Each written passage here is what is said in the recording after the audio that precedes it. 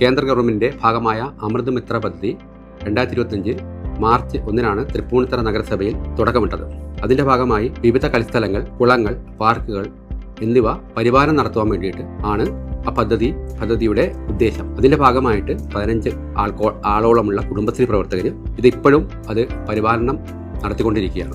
Central ഗവൺമെന്റിന്റെ ഈ പദ്ധതി, അമൃത് മിത്ര പദ്ധതി, നഗരസഭയ്ക്ക് കിട്ടിയതിൽ വളരെയധികം പ്രയോജനപ്പെട്ടു എന്ന കാര്യത്തിൽ യാതൊരു സംശയവുമില്ല.